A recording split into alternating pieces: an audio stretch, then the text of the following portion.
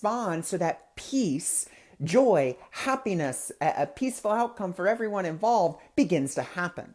But we have to start with one particular tool, and it's one of my very favorites that I came across from Ramana Maharshi. And all you have to do, and it's so simple. And remember, spirituality is simple. It's not complex. We don't need to, do these rituals and these long drawn out things. It's very, very simple. All we have to do is ask, who is the I? Who is the I that's upset? Who is the I that is feeling hurt? Who is the I? Asking yourself that question can be life-changing. And the reason that it can be so life-changing is because you are beginning to see where you were and where you want to be. So let's say, and this is just a personal parable from my life. This is just the way I like to teach. And the only way I can really teach is by using personal examples from my own life, because I use these tools on a daily basis.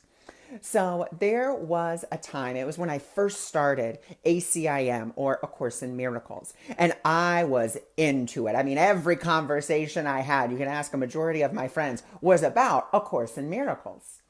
And so I remember that there was someone I was talking to over Facebook Messenger, and they were just asking some questions, and I was just kind of giving them some answers. And I remember that they were like, well, A Course in Miracles is false light. Let me tell you, I went from let me answer all your questions to super angry. I was like, who do you think you are, telling me that this is false and it's not true? And in that moment, in questioning, because I was like, I could react right now and be like, well, you know what? Da da da da da da da da, and tell you all this stuff. Or I could instead be like, okay, wait, who is the I that's upset? Okay, well, it's not the spirit, because the spirit knows itself as whole, complete, perfect, invincible, invulnerable, unchangeable. And it does not associate itself with, what it does, what it reads, what it believes. It knows itself as oneness, as love, as joy. That's what it knows itself as. It doesn't need to identify with necessarily anything of the world. Okay? But the ego, on the other hand, the ego identifies immediately with what we do, what we have, what we believe. And so as I asked that question, I'm like, okay, who is the I that's really upset? Well, it was my ego. And then I asked, okay, why is my ego so upset by this? Why is it so upset? Well, it's upset because, and once again, I like to add that in because I'm having this conversation. It's not just something I think about in my head. I'm talking out loud as I say these things. And so, well, of course, in an environment in which I can do so, which is usually on my walks. And so I'm walking and I'm like, okay, so why is my ego upset? My ego's upset because, well, my ego's upset because this person has now questioned something that I have identified myself with. Okay, so that's number one. Number two, now it's saying this person is telling me that this thing that I have identified myself with is now false. I now believe that it's up to me, it's my responsibility to then defend, the course. That's not my responsibility. My responsibility is not to defend the course. My responsibility is not to be like, oh, this is the end all be all. That's not my job. The course is not who I am. The course is a set of principles that I follow, but it's not the truth of who I am. Really, the course is helping me to remember more and more of the truth of who I am. And so after coming to that, I was like, okay, so now I see who is the I that was angry. From who is the I that's angry? Then I find out why is that I angry? Then what I can do is, once again, we're moving in this self-awareness. I'm becoming more and more aware. I'm like, oh, wow, okay, so this is coming from this place. Then If I choose, and you don't have to, once again, this is my process, it does not have to be yours, but then I can practice forgiveness. Okay, I can forgive myself for believing that I have to defend the course. I forgive myself for believing that I am the course. I forgive myself for believing that if someone says that the course is false, that means I'm false, or that I'm bad, or whatever the case may be. And from there, that's where healing happens, because it's happening here where everything is coming from. And so then that upset, and one of my very favorite lessons, something else that you can use in a situation like that where you are just really upset. Maybe you're upset by what someone said, or how someone said something, or how someone showed up to something. You can use lesson number 5 from A Course in Miracles. I am never upset for the reason that I think I am. Another game changer, because you're like, okay, asking yourself, self-inquiry. Why am I really upset? Who is the I that's really upset? Why is this I upset? And you're asking yourself these questions instead of just being like, well, it is what it is, and they made me mad because they said this, and so forth and so on. That's where we can begin to step away, and we're beginning to see that all of these ego beliefs that we think that we are not the truth. And we can start to step away and be like, whoa, whoa, whoa, whoa, whoa. I'm becoming aware that I have this attachment, or that I am defending this, or that I feel that I have to do this. And I can see where that's coming from, but I can recognize that that is no longer true for me.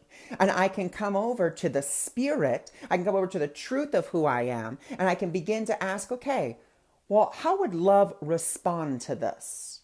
Okay, because remember, that's what love does. Love responds. Now, just because love responds, this is where a lot of people get it really confused, is they think that love just is like, oh my God, okay, it's totally fine. You just disrespected me. You just crossed a boundary. Oh my God, totally fine. No, that is not what love does. Love is more than willing and more than happy to use the complete sentence that it is, no. No, that is not okay. And love will instruct you in what to say and how to say it in a way that's going to express, your wants, needs, desires, so forth and so on. And that's another really good kind of lead in here: wants, needs, and desires. So let's look at that.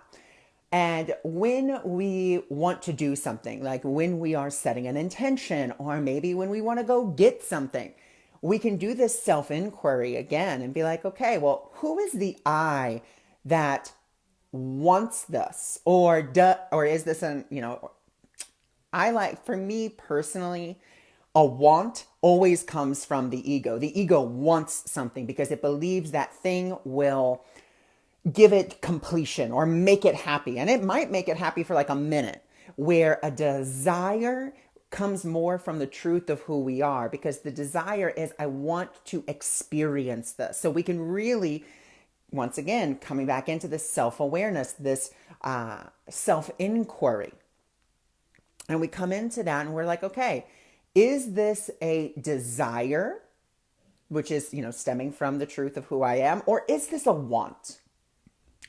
Which one is it? And we can tell by the way that we feel. And so if it's a desire, it's something that's going to keep coming back, and it's going to keep coming back. And, a desire for me has always been, and which I'm super excited about. And Miss Dia, I don't know if you're still here, but I'm super excited because I'm going to be coming, not to Miami, unfortunately, but I will be in Orlando, because I have had a desire forever, I feel like, to swim with the dolphins. And I finally get an opportunity to do so. And I am thrilled beyond belief that I have the opportunity to do so. So super exciting, like that I get to go do this, but that's a desire because it's always come back up. Another desire that has always kind of come back up for me is the desire to, to share and just share what I know. It's just something that bubbles up out of me. It's not necessarily something I'm like, wow, I really want to share. It's like, I desire to share what I know so much that it just bubbles up out of me. And you can see that in how passionate I am about what I share about. And so a want, like I said, a want is more like I want a piece of chocolate or I want, this type of car. Once again, go into self inquiry. That's how we get to that awareness, guys. Self inquiry. Okay, why do I want that certain type of car? I want that because. I think that's one of the most beautiful sentences that you can really use for yourself. I'm upset because, or I want that car because. And what you're doing is you're giving yourself an invitation to really inquire and look at your motives. So that's how we really get to self-awareness, is by, or one way that we can get to self-awareness, which is through self-inquiry, self-inquiry, self-inquiry, self-inquiry. I can't express it enough. It's such a beautiful concept, and we don't do it enough because we are still under this concept that the ego is the truth of who we are. The ego is our true self. The ego is not your true self. The ego is an idea that you could create a self that is separate from the divinity that you are. The ego is the mask that we kind of wear and walk around with, and we can begin to dismantle that mask by questioning it. And that's all we have to do. Consider all the ways in which your life would be different if, instead of immediately reacting to something, you took a step back and you did some self-inquiry. I understand that our world is not necessarily built on patience a good majority of the time. A good majority of the time, it's like, I want an answer and I want the answer now. But we can take that step back. And that's something that I learned, is because I was used to being like, oh my God, I got to give this person an answer. They want an answer. They want it now. And I've learned that all I have to do is take that step back. And if they want me, if this opportunity is for me, then they're going to give me the opportunity to like sit back and meditate or pray about it or whatever I want to say. I can say, well, if you'll give me, a day or so to meditate on this, I'll get right back to you. And I can tell you, anyone who has been serious about having me on their web show or wanting me on their radio show has said, absolutely fine, get back to us. So, or if they want a reading or something along those lines, then, or a reading party, and I'm like, oh, you know what? Let me meditate on it, or whatever the case, meditate or pray on it. They're absolutely fine with it. We have to take that power and say, you know what? I'm going to give myself this opportunity. I'm going to take this invitation to go a little bit deeper and really become aware about why I'm upset, why I'm doing the things that I'm doing.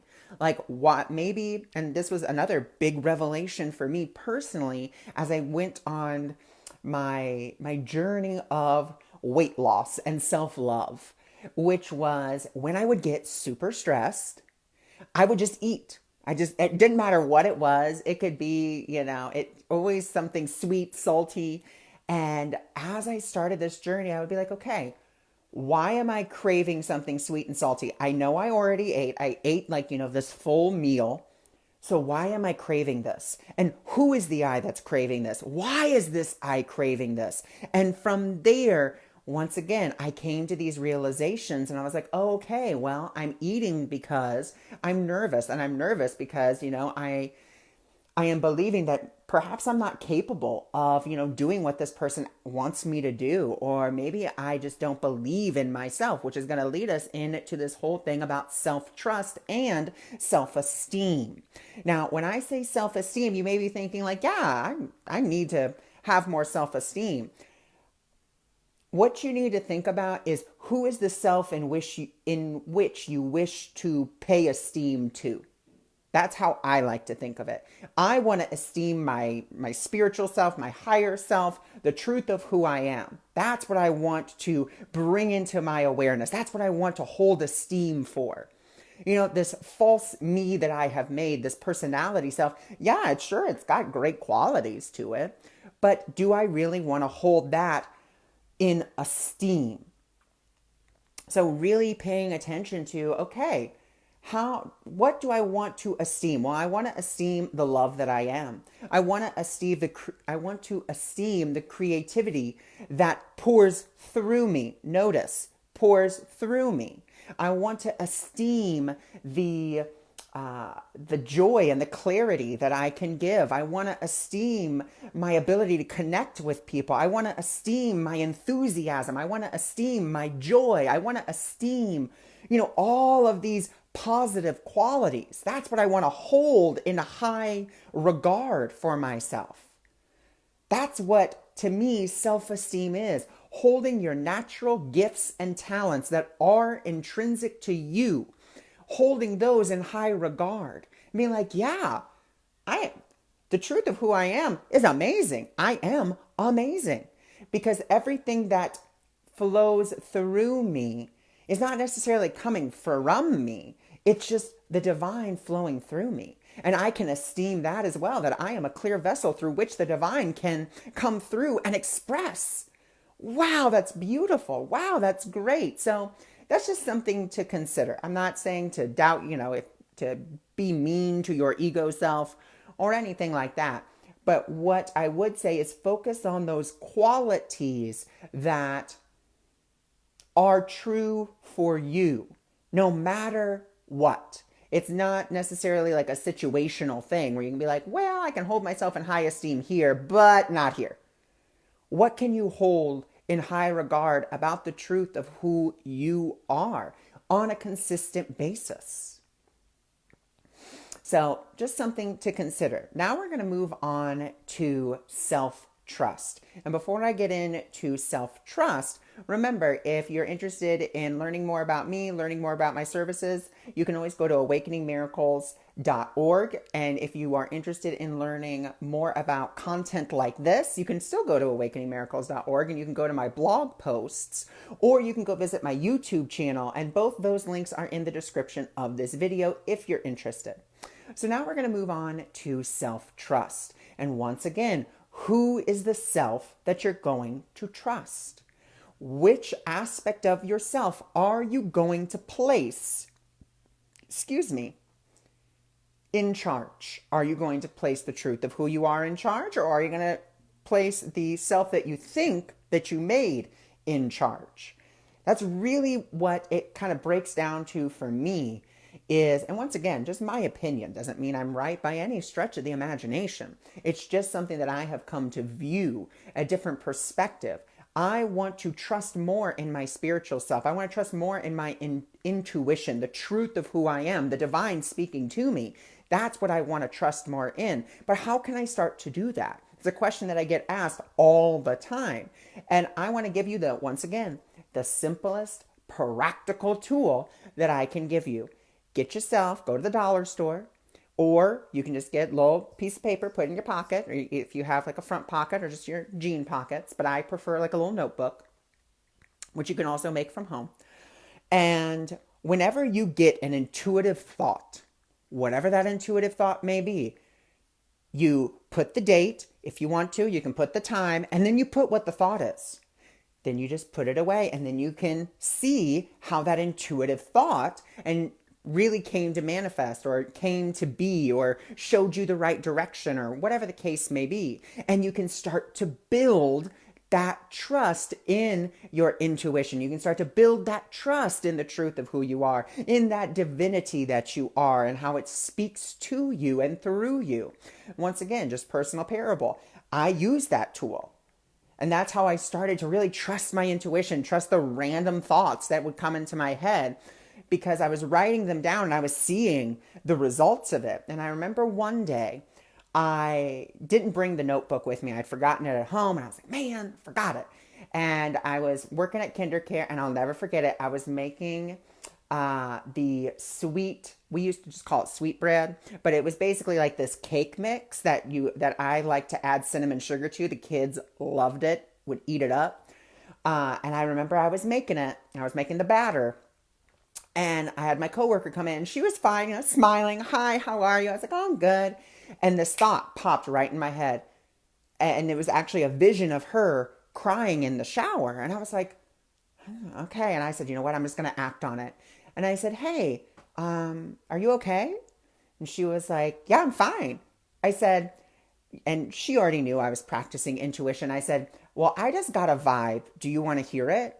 She was like, okay, acting like nothing. And I said, why were you crying in the shower last night? And her eyes, I swear, got like this big popping out of her head. She goes, what did you say? I said, why were you crying in the shower last night? And she was like, Ron, shut the fuck up. Shut up. And she was like pointing out the door for me to get out. I was like, I'm cooking breakfast for the kids. I can't just get out. And she was like, oh my God. She goes, yeah. And then like she just poured her heart out to me and, she cried and, all of that. And I was like, wow. Another time I was doing a reading for someone. And once again, I had been practicing my notebook, but it was kind of like a mediumship. And mediumship is not something that I do on a regular basis. Can spirit come through me that way? Yes. Does it always? No. It just kind of depends. Sometimes it does, sometimes it doesn't. I'll never guarantee that that's something that will happen.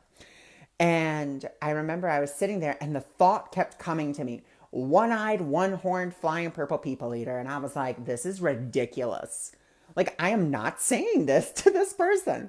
And I remember it was like the very end of the reading. And I said, I just want to tell you, I keep on hearing the song, one-eyed, one-horned, flying purple people eater. I said, I don't know what that means for you. And she cupped her, her face like that. Tears started welling in her eyes. And I was like, oh my gosh, and she goes, I was waiting for you to say that. She goes, I just wanted to know my grandma was okay. And she goes, she would always call me her little one-eyed, one-horned, flying purple pea. I mean, just every time I bring up that story, I just get goosebumps from it. And she goes, I was just waiting for you to say that. She's like, not that the rest of the reading wasn't dead on. She's like, everything that you said. She goes, but right there, she goes, that lets me know that spirit was really speaking really speaking through you. And I was like, wow. So once again, if you want to develop that trust in the truth of who you are and start writing down your intuitive thoughts, your intuitive glimpses, your feelings, whatever those may be, however spirit communicates with you, start writing it down so that you can start to really begin to trust that because you're beginning to see the evidence in the world. That's just one way, and one way that I found to be very helpful, because what you're doing is you're not just keeping the thought up here. We're all really good at that, let me tell you. I know for a long time, I was really good about having random thoughts in my head and just being like, let it go, whatever. Another great example, and I'm sure all of you have had this, a friend of mine at work, we would always talk about, and I smile because it was just so funny. She would wear high heels. Now, we worked at a daycare, but let me tell you, she would come in her high heels and, do things on the playground, which I thought was just amazing. And we always joked around that there could be a system where you could like take out the high heel and like put in like a wedge or put in like a lower heel or a chunkier heel. And what do you know? She sent me, it was literally, I think 2 weeks ago, she sent me a video. She was like, Ron, she's like, someone took our idea. And I was like, oh my God, they did. But once again, because it was just an idea up here, neither of us like really wrote it down or did anything with it. Start writing those intuitive ideas down. They're coming to you for a reason. And the reason may not become explicitly evident. Once again, I didn't know my friend was crying in the shower. It's just something that popped in my head. I didn't know this lady's grandma used to call her a one-eyed, one-horned, flying purple people eater. I didn't know any of those things. They were just thoughts in my head. But as I began to trust those, because I started writing them down and seeing the evidence of, wow, I got this intuitive hit that Shelby was angry. Oh my gosh. And then she blew up in, the preschool room. Or I got the intuitive hit that, money was coming. And then I went home and there was a check in the mail.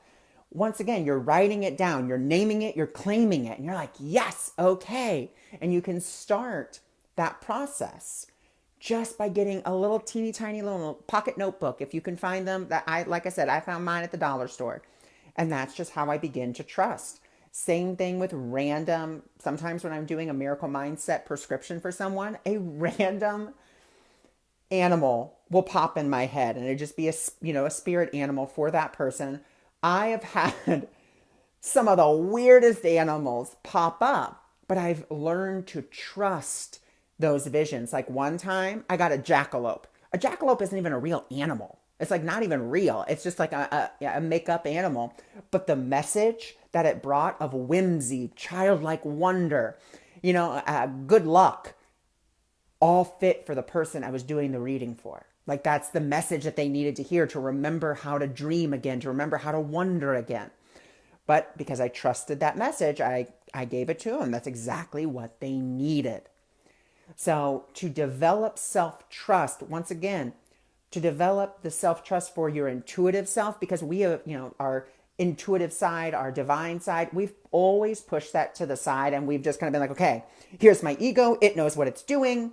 It's been okay. There's been some ups, there's been some downs, but it knows what it's doing. We have to start saying, okay, that's not something I want anymore. I'm tired of this, roller coaster ride that I'm on, and I'm ready to get on the one ride that's smooth sailing. Okay?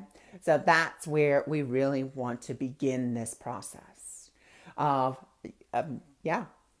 So self-awareness is about becoming more aware, and we do it more aware of where we are coming from. Are we coming from spirit? Are we coming from our ego? Are we being responsive? Are we being reactive? And the way that we begin that process is through self-inquiry. Who is the I that is angry? Why is this I angry? Or I'm upset because, or lesson number 5 from A Course in Miracles, I am never upset for the reason that I think I am. I think I'm upset because Cheryl said this, but I'm really upset because, and then you start that line of thinking. You give all the reasons that the ego starts throwing at you, and then you get to the real reason. And then you can, start that forgiveness work if you so choose. Then we move into self-esteem. We want to start esteeming more of our divine qualities. I esteem, or I hold in high regard, my ability to bring forth clarity. I esteem my ability to be excited as I share all of these beautiful concepts. I esteem my ability to bring through divine information. And you may be esteeming your ability to bring through divine creation. Maybe you get beautiful ideas. Like I always tell my mom, I've told her for years, these hands were not made for doing, art projects or painting or drawing. These hands were made for shuffling cards, doing card readings and being very expressive as I talk. That's what these hands were made for. Is that true? No. But, you may have this ability to draw. Esteem that. Esteem your ability to draw. Esteem that creative aspect of you that loves to create. And stop pushing it aside. Stop saying that it doesn't matter. Stop being like, because I know for me, another personal parable, like I said, this is how I teach through my own personal experience, is when I was doing intuitive readings, when I first started, I was charging like super duper low, like $20 for an hour.